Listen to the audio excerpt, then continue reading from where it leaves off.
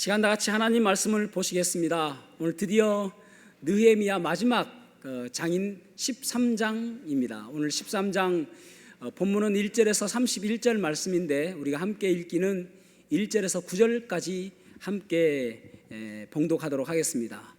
1절 읽겠습니다. 시작.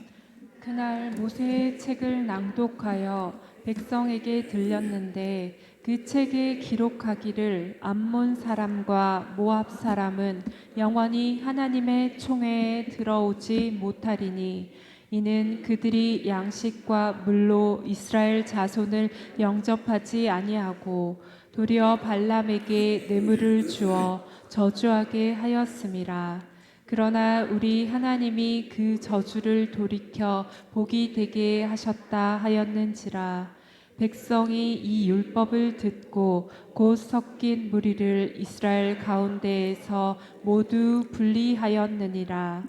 이전에 우리 하나님의 전에 방을 맡은 제사장 엘리야십이 도비야와 연락이 있었으므로 도비야를 위하여 한 큰 방을 만들었으니 그 방은 원래 소재물과 유황과 그릇과 또 레위 사람들과 노래하는 자들과 문지기들에게 11조로 주는 곡물과 새 포도주와 기름과 또 제사장들에게 주는 거제물을 두는 곳이라.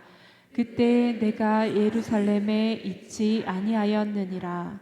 바벨론 왕 아닥사스다 32년에 내가 왕에게 나아갔다가 며칠 후에 왕에게 말미를 청하고 예루살렘에 이르러서야 엘리야십이 도비야를 위하여 하나님의 전뜰에 방을 만든 악한 일을 안지라. 내가 심히 근심하여 도비야의 세간을 그 방 밖으로 다 내어 던지고 명령하여 그 방을 정결하게 하고 하나님의 전의 그릇과 소재물과 유황을 다시 그리로 들여 놓았느니라. 아멘. 아멘. 착석하시겠습니다. 한 무술인이 이제 많은 수련을 끝내고 검정띠를 스승에게 받는 날, 그런 날이었습니다. 무릎 꿇고 스승 앞에 무릎 꿇고 있는데 스승이 이야기합니다. 이제 마지막 관문이 하나 남아있다. 제자도 그렇게 생각했습니다. 그렇지, 마지막 무슨 또 대련이 있는가 보다 라는 생각을 가졌습니다. 그런데 이 스승이 하는 이야기가 검정띠의 진정한 의미는 무엇이냐라고 물어봤습니다. 그러자 제자가 하는 이야기가 네, 검정띠는 그동안 제가 수고를 많이 하였는데 그 수고에 대한 보답 또 대가입니다 라고 그렇게 이야기했습니다. 그러자 이 스승이 땡, 돌아가거라. 1년 뒤에 다시 오너라. 1년 동안 또 열심히 무공을 단련하였습니다. 그리고 다시 1년이 지나고 나서 제자가 와서 무릎 꿇고 스승 앞에 검정띠를 주기를 그렇게 바랬습니다. 다시 묻습니다. 검정띠의 진정한 의미는 무엇이냐? 네, 최고의 경지입니다. 그렇게 이야기했습니다. 땡, 다시 돌아가거라. 다시 1년 뒤에 오거라. 1년 뒤에 다시 왔습니다. 그러자 또 물어봅니다. 검정띠의 진정한 의미는 무엇이냐? 예, 이제 시작입니다. 앞으로 꾸준한 노력이 필요합니다. 그래, 맞다. 그렇게 이야기했다고 합니다. 이 이야기의 내용은 성공하는 기업들의 8가지 습관이라는 책에 나와 있는 내용입니다. 스탠포드 대학에서 다른 기업들과 다른 성공하는 기업들의 특징이 무엇인가? 그래서 3M이나 또 휴렛패커드나 아메리칸 익스프레스나 그런 여러 가지 기업들을 바라보며 특별히 그들에게 있는 그 내용들을 기록해 놓은 책입니다. 무려 6년간 그것을 위해서 프로젝트로 연구했던 그런 내용입니다. 그 중에 이제 마지막에 꾸준한 개선 추구 이 챕터가 있는데 그 내용에 포함되어 있는 것입니다. 여러분, 우리가 느헤미야를 계속 보면서 무너진 성벽을 재건하는 개혁을 하는 것을 보게 되었습니다. 그러나 여러분, 개혁이라는 것은 어느 순간에 멈춰지는 것이 아니라 꾸준히 계속적으로 진행되어져야 하는 것이 올바른 개혁임을 우리는 알아야 됩니다. 오늘 본문의 말씀의 배경을 잠시 말씀을 드리자면은 느헤미야가 이제 페르시아의 수상궁에서 성벽을 재건하기 위해서 왔을 때가 아닥사스다 20년입니다. 그때가 BC 444년. 그리고 나서 12년간 그의 총독 임기가 끝났습니다. 아닥사스다 32년. 그러니까 BC 432년쯤 되었을 때에 다시 이제 수상궁으로 돌아가게 되었습니다. 그리고 여기 6절에 보면은 며칠 후에 다시 돌아왔는데, 며칠 후에라는 이 단어는 조금 잘못된 번역이라고 할 수 있습니다. 마치 며칠 뒤처럼 보이지 않아요? 사실은 좀 다르게 번역한다면 얼마 후에라고 번역하는 것이 더 올바른 번역일 것입니다. 그러니까 그 기간이 적어도 2-3년이 지난 이후에 다시 느헤미야가 와 보았습니다. 그런데 우리가 보았던 것처럼 8장에서 10장까지 그들은 부흥을 맛보았잖아요. 하나님께 회개하고 하나님께로 돌이켰잖아요. 그리고 하나님 말씀대로 살겠다라고 그들은 헌신했잖아요. 그런데 2-3년이 지난 이후에 보니까 다시 도루묵 믿음이 되었다라는 말입니다. 다시 돌아가 버렸단 말입니다.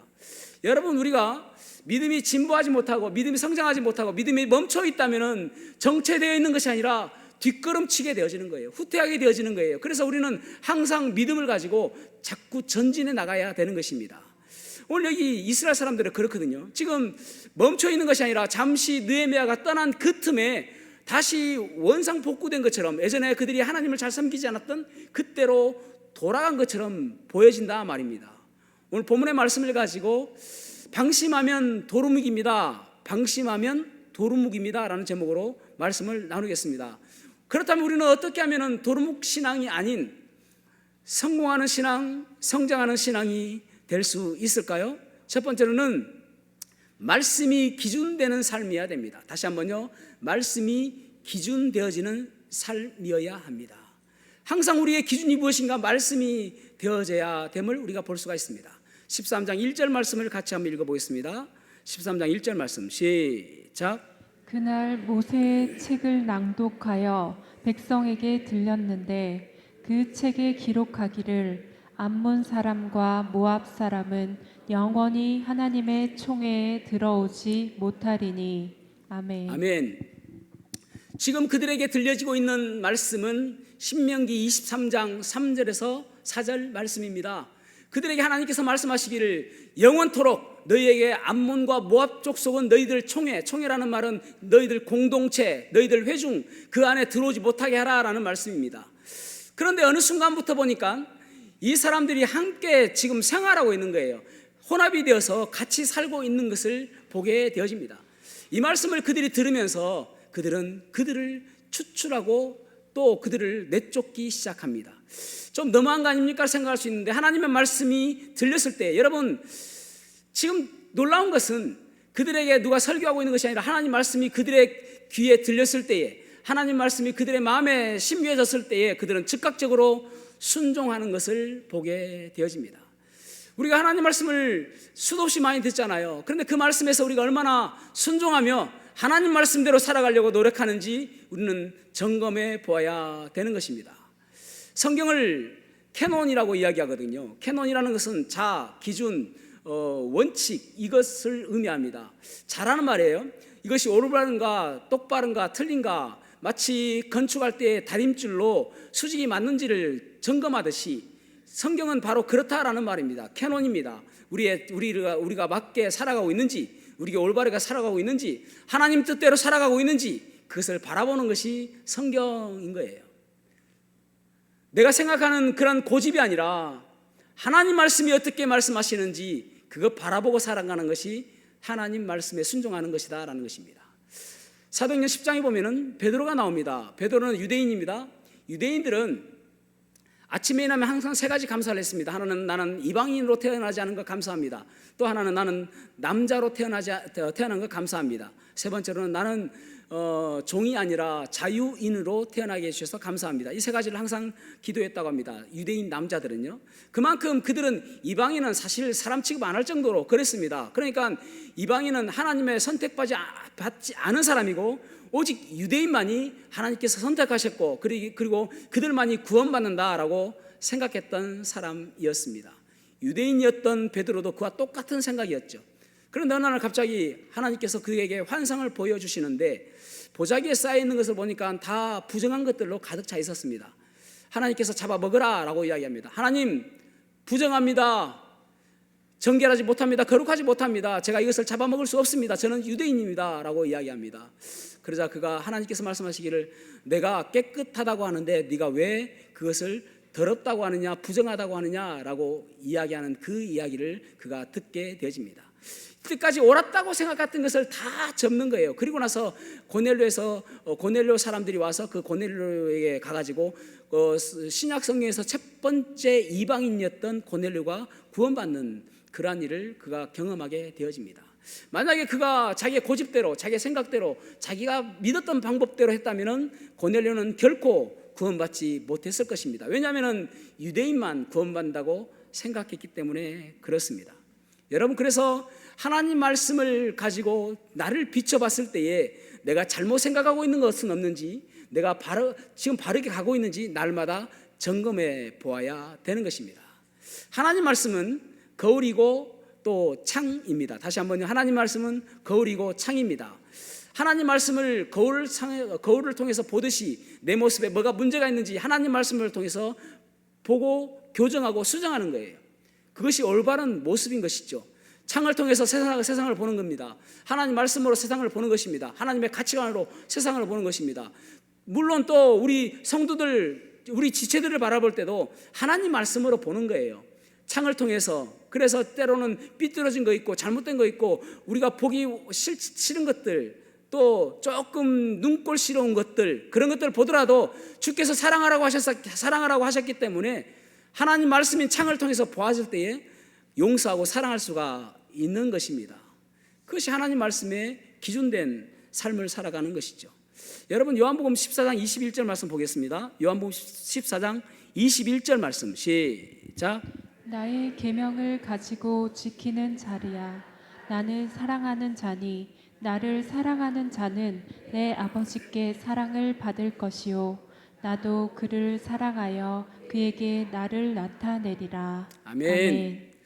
나의 계명을 가지고 지키는 자라야 나를 사랑하는 자니 나를 사랑하는 자는 내 아버지께 사랑을 받을 것이요 나도 그를 사랑하여 그에게 나를 나타내리라.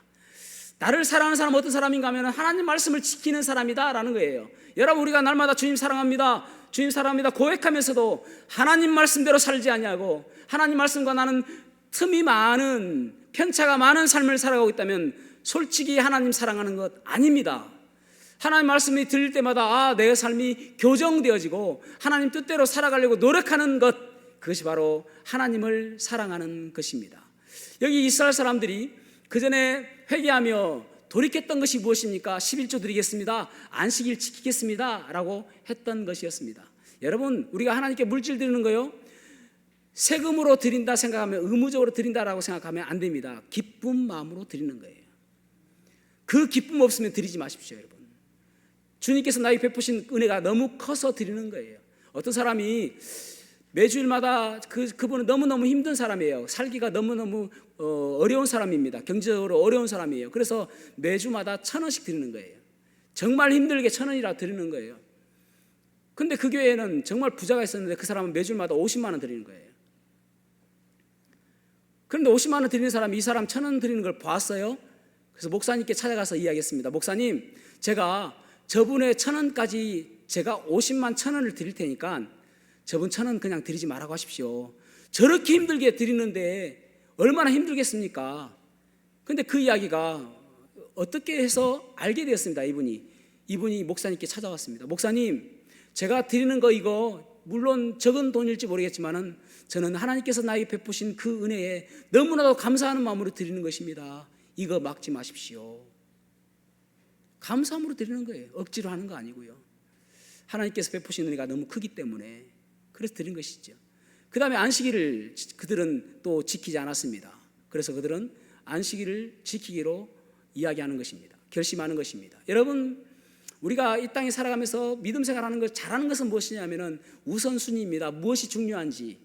예배가 가장 중요합니다. 여러분, 예배는 우리가 주님의 말씀을 듣고 또 성도들과 좋은 교제를 할 수 있는 가장 좋은 시간이기 때문에 그렇습니다. 어떤 시간 강사가 학생들을 모아두고 어떻게 하면 올바른 시간 관리를 할 수 있는가라는 강의를 하게 되었습니다. 이 시간 강사가 항아리 큰 걸 하나 끄집어 올려놓는 거예요. 그리고 주먹만한 돌을 차곡차곡 쌓아 놓는 거예요. 그래서 입구까지 다 박았습니다. 여러분 다 찼습니까? 라고 물어봤습니다. 그래서 학생들이 네, 다 찼습니다 라고 했습니다.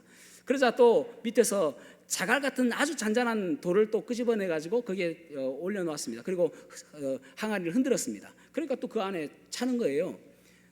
그러니까 또 가득 찼습니다. 학생들에게 물어봤습니다. 여러분 다 찼습니까? 라고 이야기하니까 네, 이제는 다 찬 것 같습니다 라고 이야기했습니다. 이제는 모래를 가져와 가지고 또 모래를 부으니까 또 들어가는 거예요. 여러분 다 찼습니까? 라고 하니까 이제는 대답을 잘 못해. 하도 많이 속아가지고 가만히 있습니다. 거기에 또 물을 부었습니다. 또 들어가는 거예요. 여러분 다 찼습니까? 네, 이제는 다 찬 것 같습니다. 자, 제가 여러분들에게 말씀드리고 싶은 메시지가 무엇일까요? 라고 이야기했습니다. 그래서 한 학생이 손을 들고 이야기합니다. 네, 선생님, 우리가 시간이 없다 할지라도 쪼개서 중간중간 틈에 시간을 쪼개서 활용하는 것이 중요합니다. 그것이 선생님이 우리에게 하고 싶은 말씀 같습니다 라고 했습니다. 그렇게 들리죠? 그러자 선생님이 하는 이야기가 아닙니다. 가장 큰 것을 먼저 넣지 아니하면은 그 큰 것은 절대 넣을 수 없다라는 진리입니다. 먼저 큰 것을 해야 한다는 거예요. 그래야 먼저 큰 것을 넣어야 들어간다라는 것입니다. 마찬가지입니다, 여러분. 우리가 주님께 드리는 것도 우선순위가 중요한 것이거든요. 가장 중요한 것이 무엇인지, 먼저 해야 될 것이 무엇인지, 주님께서 원하시는 것이 무엇인지 그것 먼저 생각해야 한다라는 말입니다. 그래서 주님께서도 마태복음 6장 33절에 그렇게 말씀하시잖아요. 너희는 먼저 그의 나라와 그의 의를 구하라. 그리하면 이 모든 것을 너희에게 더하시리라. 너희가 먼저 해야 될 것은 무엇인가? 그의 나라와 그의 의, 우리 하나님의 그 뜻, 원하시는 것, 그것 먼저 행하라. 그러면 다른 것들은 다 채워질 것이다. 주님께서 우리가 예배드리기를 원하십니다. 주님은 우리가 말씀 보기를 원하십니다. 주님은 우리가 기도하기를 원하십니다. 주님은 우리가 주님과 동행하는 것을 원하십니다. 그것이 먼저 우선되어져야 되는 것입니다. 사람들은 후회하기를 싫어합니다. 그러나 우리의 인생은 언제나 후회하는 인생이 되어지는 것이죠. 후회하지 않는 인생이 어떻게 살아가면 후회하지 않는 인생이 될까요? 자, 시편 119편 105절 말씀 읽어보겠습니다. 시편 119편 105절 시작. 주의 말씀은 내 발의 등이요 내 길의 빛이니이다. 아멘. 주의 말씀은 내 발의 등이요 내 발의 등이요 내 길의 빛이니이다. 이 말은 무슨 말입니까? 주님의 말씀은 내비게이션이다. 주의 말씀은 내비게이션인 것입니다. 여러분, 내비게이션의 우리에게 주는 장점은 무엇입니까? 우리에게 주는 유익은 무엇입니까? 첫 번째, 목적지, 방향을 바로 가르쳐준다. 두 번째, 잘못된 길을 수정해 준다. 세 번째, 가장 빠른 방법으로 목적지까지 인도한다. 이거 아닙니까? 하나님 말씀도 내비게이션이거든요. 우리가 가장 방향을 잡고 목적지를 향해서 가게 한단 말이에요. 그리고 또 때로는 잘못 가는 길이 있으면은 바로 갈 수 있도록 또 교정해 주는 거예요. 우리의 삶도 마찬가지 아닙니까? 하나님 말씀을 비춰보면은 내가 잘못 살고 있을 때에 교정하여 주는 것이 하나님의 말씀인 것입니다. 때론 잘못 갔다 할지라도 교정해 주는 것이잖아요. 그리고 내가 그 목적지까지 가장 빠른 방향으로 가게 하는 거예요. 그래서 하나님 말씀대로 살아가는 삶이 되어져야 되는 것입니다. 그래야 후회하지 않는 인생이 되는 거예요. 따라 하시겠습니다. 후회하지 않는 인생이 되자. 살다 보면 후회하는 인생 될 때가 많지 않습니까? 저도 이때까지 살아보면서 이 참 그때 이렇게 선택했으면 얼마나 좋았을까 하는 후회하는 것들이 가끔 있습니다. 그러나 하나님 말씀대로 살아가면은 전혀 후회하지 않는 인생은 될 수는 없겠지만은 그 후회하는 일들을 최소화시킬 수가 있는 것이죠. 가끔 그런 이야기 하지 않습니까? 천국과 지옥에 대해서 지옥에 가면은 사람들이 껄껄껄껄 한다는 거예요. 무슨 말하는가? 그때 내가 전도지를 받을 때에 예수님 믿을 걸. 그때 누군가가 나에게 예수님 믿으라고 할 때 믿을 걸. 그때 좀 시간 내서 교회 가서 예수님 믿을 걸 한다는 거예요. 그런데 천국 가면은 다 한다는 것입니다. 천국 가면은 그때 내가 예수 믿기 잘했다. 내가 그때 하나님 말씀대로 살려고 노력했던 거 잘했다. 내가 울산 성서 침략에 가기 잘했다. 다 한다는 거예요. 근데 저는 생각해 보니까 지옥 가는 사람뿐만 아니라 천국 가는 사람도 주님 앞에 만났을 때에, 주님 앞에 섰을 때에 껄껄껄 하는 사람이 있지 않을까 싶기도 합니다. 그때 좀 더 말씀대로 살아갈 걸, 좀 더 주님께서 원하시는 방법대로 살아갈 걸, 좀 더 내 성질 죽이고 살아갈 걸, 좀 더 나를 죽이고 예수님으로 살아갈 걸 하는 사람이 있지 않을까 싶습니다. 여러분, 그렇게 후회하지 않는 인생이 되기 위해서는 하나님 말씀대로 살아가야 됩니다. 하나님 말씀이 나를 뭐라고 이야기하는지 그 말씀대로 살아가야 하는 것입니다. 윌리엄 제임스라는 사람이 있었습니다. 이 사람은 어떤 사람이었는가 하면은 천재라고 이야기하는 그런 사람입니다. 그러니까 얼마나 천재였는가 하면은 그가 윌리엄 제이스 사이디스라는 사람입니다. 윌리엄 제임스 사이디스. 윌리엄 제임스 사이디스라는 사람은 이때까지 사람들 가운데 가장 똑똑했다고 하는 사람입니다. 추정컨대 사람들이 이 사람의 IQ를 250에서 300 잡습니다. 안 놀라셔도 괜찮아요. 우리도 비슷하니까. 이 사람이 18개월 됐을 때에 영어 알파벳을 다 읽을 줄 알았습니다. 2살 때에 신문을 읽었습니다. 4살 때에 러시아어, 그리스어, 불어, 영어 해서 8개 국어를 했습니다. 4살 때에. 저는 60이 되었음에도 불구하고 한국어도 하기 어려운 정도인데, 한 개 국어를 하기 어려운데 4살 때에 8개 국어를 했습니다. 라틴어, 그리스어 해가지고 8개 국어를 했습니다. 9살 됐을 때에 하버드 대학에 입학 원서를 냈습니다. 근데 하버드 대학에서 너무 오래가지고 불합격 처리를 했습니다. 12살 때에 하버드대 물리학과에 입학을 했습니다. 그리고 졸업을 했습니다. 엄청나죠? 이렇게 똑똑했던 사람이에요. 사이디스라는 사람이. 근데 그러면 얼마나 행복하겠습니까? 근데 이 사람 평생 무엇이냐면은 평범하게 살아가는 것, 주목받는 것이 너무나도 불편한 거예요. 그렇게 똑똑했음에도 불구하고 많은 사람들이 천재 250, 300이니까 IQ가 천재 하는데 그것이 너무나도 부담스러운 것입니다. 그래서 자기의 이름을 숨기고 책을 내기도 했는데 자기 이름이 아닌 가명으로 책을 내기도 하고 46세에 뇌출혈로 사망했습니다. 여러분, 우리는 가끔 그렇게 생각하잖아요. 내가 좀 똑똑해야 되지, 내가 좀 뭔가 가져야 되지, 내가 뭔가 있어야 성공하는 사람의 대열로 빠져드는 것처럼 생각되어지지만 방향을 잘못 잡으면 잘못되는 것입니다. 내가 무엇을 위해서 살아가야 될 것인가, 어떤 목적으로 살아가야 될 것인가, 이 땅에 살아가면서 그저 나그네처럼 살아가는 이 인생을 어떤 것을 위해서 살아갈 것인가를 우리는 생각하며 살아가야 되는 것입니다. 그래야 우리가 마지막 날에 후회가 되지 않는 거예요. 그것은 무엇입니까? 하나님 말씀대로 살아가는 것, 하나님 말씀에 순종하며 살아가는 것, 날마다 하나님 말씀에 비춰서 내 삶과 편차를 줄여가는 것, 하나님 말씀을 내가 알고 있는 것, 그것으로 내 삶이 날마다 바뀌어가는 것, 그런 사람이 되어야 되는 것입니다. 마크 트웨인이라는 작가가 있거든요. 마크 트웨인이 어느 날 성경을 읽고 있었습니다. 그러니까 어떤 사람이 물어봤습니다. 아니, 성경을 다 이해하면서 읽습니까? 라고 물어봤습니다. 그러자 마크 트웨인이 하는 이야기가, 성경은 다 이해하면서 읽는 것이 중요한 것이 아니라 그 말씀을 내 삶에서 얼마나 적용하며 살아가는가가 더 중요합니다. 그렇게 이야기했습니다. 여러분, 그렇습니다.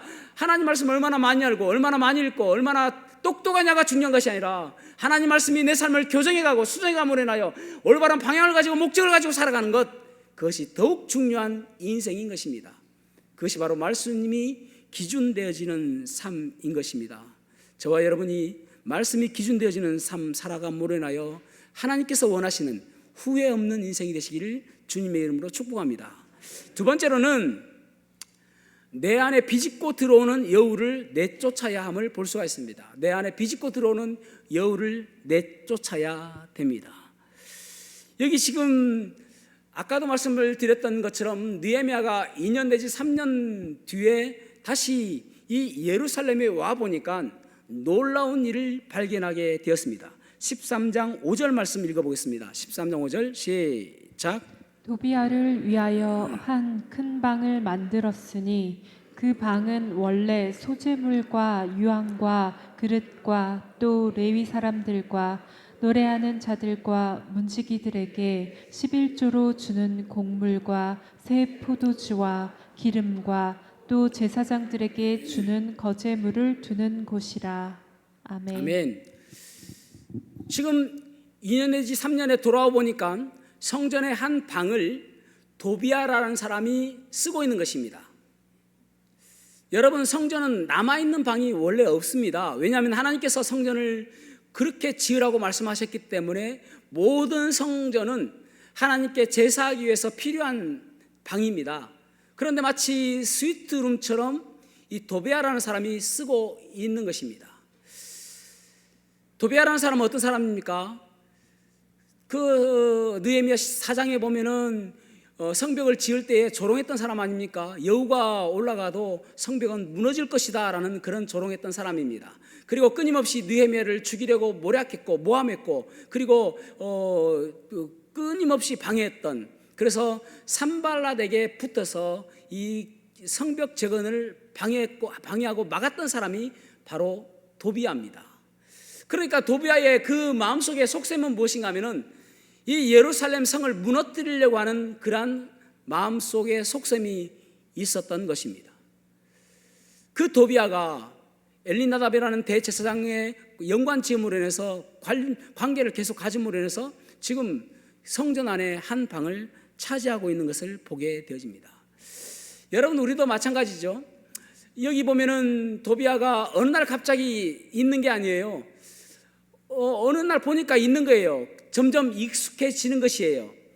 처음에는 문제가 있는 것처럼 보여지고 도비아가 들어왔을 때 저 사람 저기 들어와도 되나라고 생각했다가 계속 보니까 익숙해지는 것입니다. 여러분, 우리들도 마찬가지입니다. 우리에게 익숙한 것처럼 보여지는 것들로 인하여 결별해야 됩니다. 익숙한 것들로 인하여 이별해야 됩니다. 나는 원래 그래, 나는 원래 그런 사람이야, 이때까지 평생을 그렇게 살아왔는데 라고 생각하시면 안 된다라는 말입니다. 날마다 내 성격이, 내 성질이, 내 마음이 하나님께서 보시기에 기뻐하시는 모습인지 날마다 비춰봐야 되는 거예요. 원래 그렇게 살았으니까 아니라 익숙한 것에 그 결별하는 그러한 결단이 있어야 되는 것입니다. 지금 성벽에 그 성전에 지금 있는 거 보십시오. 여러분, 우리들도 하나님의 성전 아닙니까? 성령님께 거하시는 우리는 성전입니다. 우리의 성전 안에 무엇이 들어와 있습니까? 무슨 어떤 여우가 들어와 있습니까? 느헤미야의 마음이 그거 아닙니까? 누가 도비아에게 이 방을 내어줬느냐? 그렇게 물어볼 거 아닙니까? 마치 우리에게 물어보는 거 아닙니까? 네 방에 왜 도비아를 들였느냐? 네 방에 왜 여우를 거기에 놓아두었느냐라고 물어보시는 거잖아요. 우리의 마음에 있는 여우를 다 내쫓아야 되는 것입니다. 내쫓아야 되는 거예요. 그러니까 그 여우가 나를 무너뜨리고 내가 영적으로 성장하지 못하도록 만들고, 그리고 내 안에 다른 사람들을 향한 미워하는 마음이 여우입니다. 그것이 도비아입니다. 다른 사람들보다 교만하는 마음, 내가 더 낫다고 생각하는 마음, 그것이 도비아이고 여우인 것입니다. 그것이 나를 무너뜨리는 거예요. 다른 사람들 사랑하지 못하는 마음, 질투하는 마음, 이 모든 것들이 내 안에 있는 도비아이고 여우인 것입니다. 이거 다 내쫓아야 되는 것입니다. 교회도 마찬가지죠. 주님의 보혈의 피로 값을 주고 사신 이 교회, 음부의 권세가 무너뜨리지 못하는 이 교회도 도비아가 있고 여우가 있습니다. 다 내쫓아야 하는 것입니다.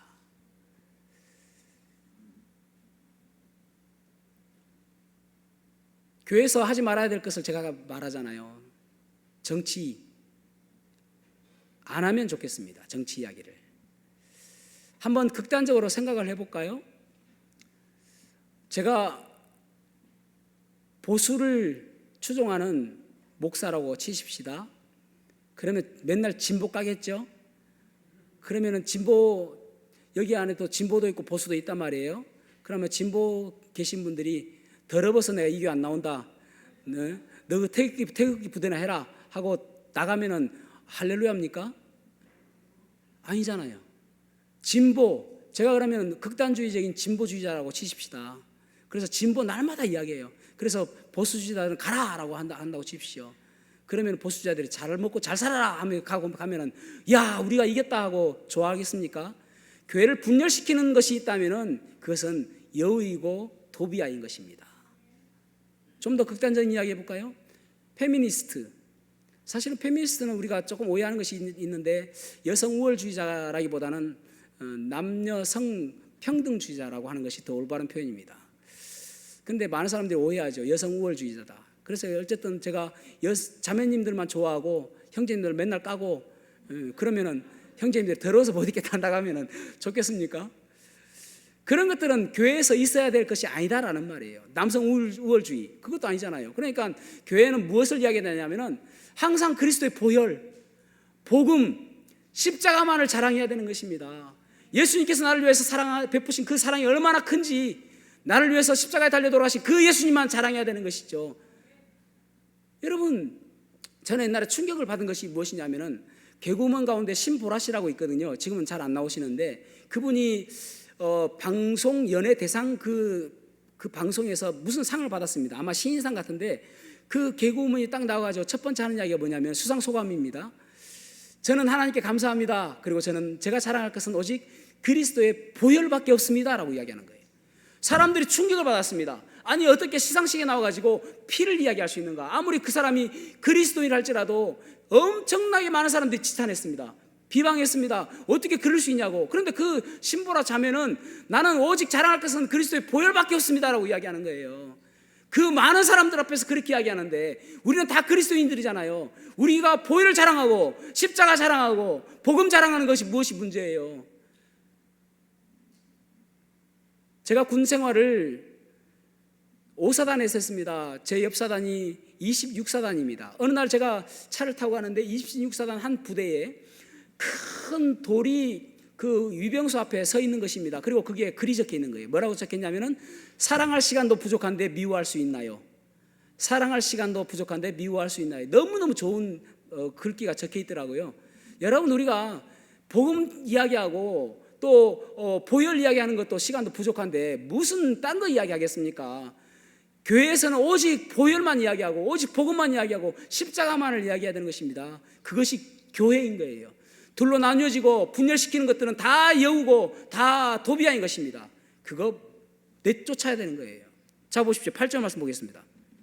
자, 13장 8절 시작. 내가 심히 근심하여 도비아의 세간을 그 방 밖으로 다 내어 던지고. 아멘. 아멘. 도비아의 모든 것들을 다 내던져 버렸다는 거예요. 다 비워버렸다는 것입니다. 그것을 왜 비웠습니까? 여러분, 우리가 내쫓고 나서 그 다음 9절에 보면은 중요한 이야기가 나옵니다. 그러니까 비웠습니다. 빈 공간이 되었습니다. 다 내쫓았습니다. 그 다음에는 무엇을 채워야 그 빈 공간에 다른 것들이 들어오지 않냐면은 하나님의 것들로 가득 채워야 되는 것입니다. 그렇지 않으면 다시 돌아와요. 하나님의 것으로 가득 채워야 됩니다. 그래서 여러분, 회개라는 것은 무엇인가 하면은 그저 뉘우치고 눈물을 흘리는 것이 회개가 아니라 Return to God, 하나님께로 돌아서는 거예요. 하나님께로 시선을 멈추는 거예요. 하나님께로 시선을 돌리는 거예요. 그것이 올바른 회개인 것입니다. 내 안에 모든 것들 다 비웠으면은 하나님 것으로 채워 넣어야 되는 것입니다. 하나님의 거룩한 것, 청소년들 하나님의 거룩한 꿈, 그것으로 가득 채워야 되는 거예요. 그래서 그것을 위해서 달려가야 되는 거예요. 그래야 우리의 믿음이 다시 도루묵되는 신앙이 되지 않는 것입니다. 여기 보십시오. 13장 30절에서 31절 보십시오. 자, 같이 읽어보겠습니다. 13장 30절에서 31절 시작. 내가 이와 같이 그들에게 이방 사람을 떠나게 하여 그들을 깨끗하게 하고 또 제사장과 레위 사람의 반열을 세워 각각 자기의 일을 맡게 하고 또 정한 기한에 나무와 처음 익은 것을 드리게 하였사오니 내 하나님이여 나를 기억하사 복을 주옵소서. 아멘. 아멘. 지금 8장부터 10장까지 그들은 대붕을 일어날 때에 우리가 하나님께 예배하겠습니다, 오직 하나님만을 섬기겠습니다, 그렇게 했던 사람들이었습니다. 이방인들과 결혼하지 않겠습니다 라고 선포했던 사람들이었습니다. 그런데 어느 순간인가 그들은 예배 드리지 않았습니다. 물질도 드리지 않았습니다. 안식일도 지키지 않았습니다. 그래서 여기 보면은 11절에 보면은 그들을 책망하고, 15절에 보면은 경고하고, 19절에 보면은 그들에게 성문을 닫아버렸습니다. 그러니까 여기 보면은 안식일에 그들이 장사하고, 그래서 장사꾼들이 안식일 문만 열면은 성문만, 이제 밤에는 성문을 닫아주지 않습니까? 그래서 아침에 문을 열면은 오픈런처럼 막 달려와 가지고 장사를 하는 것입니다. 그래서 성문 앞에, 문 앞에서 그들이 죽치고 있는 거예요. 거기서 자고 있는 거예요. 그래서 느헤미야가 성문을 안식일에 열어주지 마라.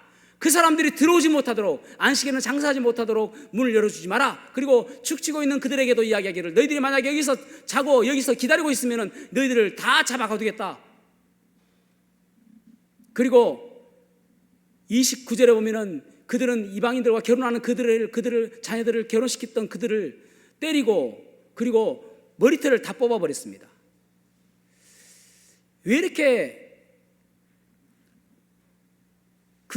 과격하게 할까요? 여러분, 개혁은 과격하지 않으면 안 되기 때문에 그렇습니다. 차차 하자, 조금 이따 하자, 나중에 하자, 미루면 절대 안 되는 것입니다. 그 즉시 과감하게 개혁해야 되는 것입니다. 여러분, 내 안에 있는 거 차차 내가 내일부터 내쫓아야 되겠다, 아니면 다음 주부터 내쫓아야 되겠다, 한 달만 하다가 내쫓아야 되겠다, 그거 안 된다라는 겁니다. 예배 드릴 때에 말씀이 내 마음속에 감동이 올 때에 그때 다 내쫓아야 되는 거예요. 다 비워버려야 되는 것입니다. 그리고 그 안에 여기 보면은 그러면서 이제 나무를 갖고 오라고 하고, 그리고 이제 다시 예배를 회복하게 하잖아요. 다시 물질을 가져오게 하고, 그 비어있는 그 공간에 하나님 것으로 다 채워 넣어라 그러잖아요. 그 모습이 있어야 되는 것입니다. 제임스 윌슨이라는 사람과 조지 켈링이라는 사람이 깨진 유리창 이론을 이야기했습니다. 깨진 유리창 이론이라는 것은 무엇이냐면은, 어느 날 어느 집에 유리창이 깨졌습니다. 그런데 그것을 만약에 손보지 않냐면은 사람들이 지나가면서 하루 이틀 깨진 유리창 그대로 그대로 되어 있으면은 쓰레기를 갑자기 버리기도 하고, 그곳에 낙서하기도 하고, 그리고 그곳에 유리창을 또 다른 유리창도 깨기도 하고, 그렇게 더 나빠진다라는 그러한 이론입니다. 실제로 뉴욕시의 지하철 보면은 낙서가 너무 많았고, 그리고 무임승차가 너무 많았는데, 이 깨진 유리창 이론을 적용해서 낙서를 깨끗이 지우고, 그리고 무임승차하는 사람들을 아주 과태료를 많이 물리고, 그렇게 아주 과감하게 아주 엄벌 처했습니다. 그러자 낙서가 다 사라지고 깨끗한 지하철이 되었다는 그런 이야기가 있습니다. 여러분, 우리도 마찬가지입니다. 우리 안에 있는 것들 다 깨끗이 치우지 아니하면은 계속 사단은 계속 찝쩍거리고 계속 여우를 투입시킵니다. 저는 우리 교회에서 가끔 이제 저 LED 등이 잘 나가요. 그러면은 저는 엄청 민감합니다. 바로바로 바꿔야 됩니다. 그렇지 않냐면은 게을러 보이거든요. 사람이 게을러 보이잖아요. 열심히 하는 거 보여야 되는데. 그래서 되도록이면 램프를 빨리빨리 가려고 노력합니다. 뭔가 고장이 났으면 빨리 고치려고 노력해요. 왜냐하면 깨진 유리창처럼 되지 않기 위해서 그렇습니다. 여러분, 그렇습니다. 그래서 우리가 내 안에 있는 여우 도비아를 내쫓지 아니하면은 우리는 계속적으로 도루묵 신앙이 되어지는 것입니다. 그리고 우리 안에 거룩한 것들로 채워야 됩니다. 거룩한 것, 거룩한 꿈으로 채워야 되는 것입니다. 거룩한 꿈이란 무엇입니까? 내가 하나님께 쓰임받아야 되겠다. 내가 하나님께서 원하시는 방법대로 내 삶을 교정해 나가야 되겠다. 하나님께서 원하시는 것이 무엇인지 내가 그대로 살아가야 되겠다. 그것이 거룩한 꿈입니다. 미국에서 많은 사람들이, 미국에 영향력을 끼쳤던 사람들을 조사해 보니까 한 마을에서 상당히 많은 사람들이 출신이었던 것입니다. 거기는 어디냐면은 미국에서 북동부 쪽에 있는 뉴 잉글랜드라는 자그마한 마을이었다고 합니다. 그곳에서 많은 사람들이 배출되어진 거예요. 훌륭한 사람들이. 그래서 그 사람들이 어떻게 자녀들을 양육하는가 보았더만은 항상 그 사람들은 우리 아이가 잘못했던 잘했던 간에 아주 칭찬해 줄 일도 그렇고 또 꾸짖을 일도 있을 때도 항상 하는 이야기가, 얘야 큰 꿈을 가져라. 큰 꿈을 가져라. 너 큰 꿈을 가져서는 그렇게 살면 안 되잖아. 너 큰 꿈을 가지고 살아라. 그 이야기를 해줬다고 합니다. 그러니까 이 아이들이 바로 교정하고 바로 살아가더라는 거예요. 여러분 마찬가지입니다. 우리 안에 거룩한 꿈을 품어야 됩니다. 하나님께서 원하시는 꿈이 무엇인지 그거 바라보고 살아가는 모습이 되어야 되는 것이죠. 요셉 보십시오. 요셉은 그 꿈 때문에 결국은 노예 생활도 참고 견딜 수가 있잖아요. 가나안의 꿈이 있다면은 홍해나 광야나 요단강이나 여리고성이 단지 장애가 아니라 길처럼 보여지는 것입니다. 때론 고난이 있다 할지라도 그것이 모두가 다 과정이고 길처럼 보여지는 거예요. 그래서 우리가 이 땅에 살아가면서 이 땅에 살아가는 것이 우연이 아니라 하나님께서 나를 통해서 하나님 나라를 확장하기를 원하시는 그것을 바라보고, 그래서 우리가 날마다 내 믿음이 성장해가는 그러한 삶이 되시기를 축복합니다. 그것을 꿈꾸셔야 돼요. 우리는 교회니까, 우리 한 사람 한 사람이 교회니까 우리가 모인 교회, 흩어진 교회로서 살아가야 되는 것입니다. 말씀이 기준되어지는 삶, 내 안에 비집고 들어오는 여우를 내쫓는 삶, 그런 삶 살아감으로 인하여 주님께서 원하시는 삶 살아가는 복된 삶 살아가시기를 주님의 이름으로 축복합니다. 기도하시겠습니다. 혹시 여러분 가운데 나는 아직 구원받지 않았습니다, 제가 어떻게 하면 구원받을 수 있겠습니까? 그런 분 계십니까? 손을 들어 표하시면 어떻게 구원받을 수 있는지 상담을 통하여 예수님을 소개해 드리겠습니다.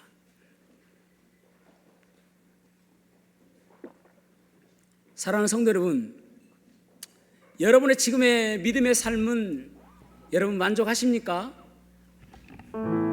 다른 방법으로 또 물어볼게요. 주님께서 여러분들의 믿음의 삶에 대해서 어떻게 평가하실까요? 제가 주님께서 원하시는 방법대로 말씀이 기준되어짐으로 인하여 날마다 성숙한 삶을 살아가기를 원합니다. 말씀과 편차가 점점 줄여가는 그런 삶 되기 원합니다. 저에게 힘 주십시오. 그렇게 소원하신 분 계십니까? 손을 들어 펴시면 여러분들 위해서 기도해 드리겠습니다.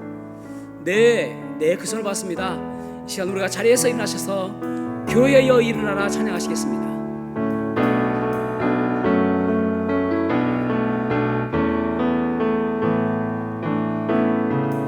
교회여 일어나라.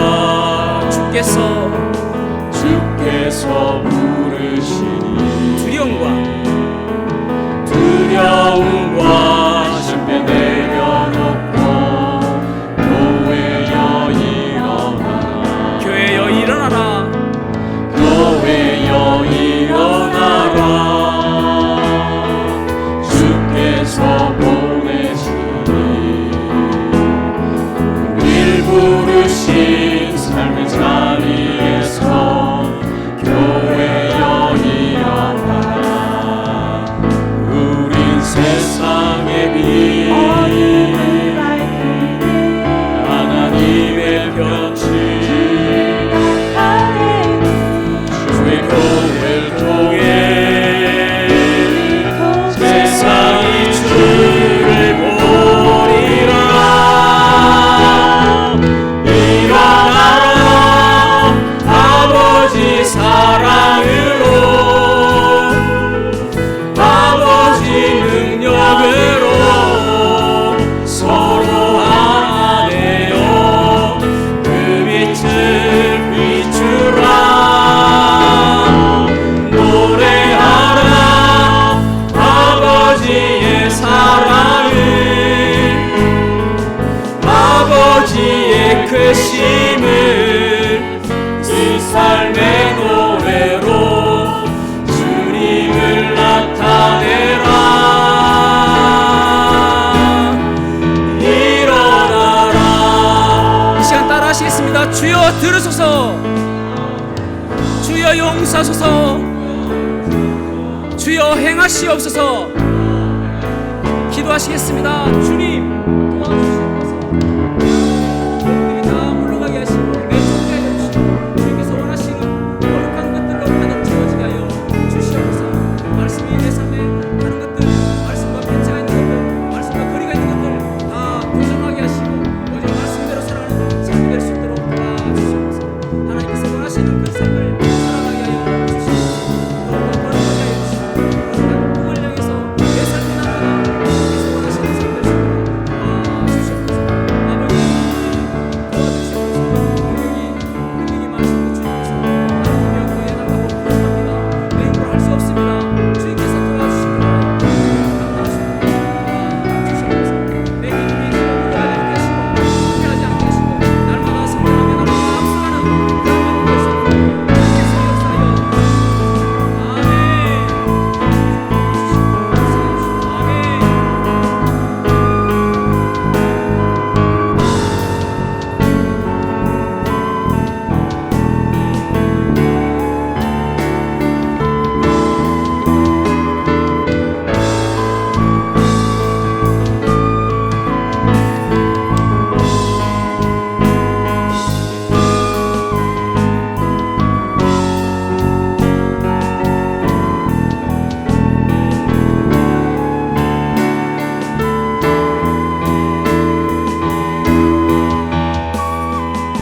다시 한번 찬양합니다. 교회여 일어나라. 교회여 일어나라. 주께서 부르시니 주께서 부르시니 두려움과 실패 내려놓고 교회여 일어나라. 교회여 일어나라. 교회여 일어나라. 주께서 보내시니 주께서 보내시니 우리를 부르시니 일 부르신 삶의 자리에서 교회여 일어나라. 우리 세상에 우린 세상의 빛 하나님의 편지 주의 교회를 통해 세상이 주를 보리라. 일어나라 아버지 사랑으로 아버지 능력으로 서로 하나 되어 주 빛을 비추라. 노래하라 아버지 사랑으로 아버지의 크심을 이 삶의 노래로 주님을 나타내라.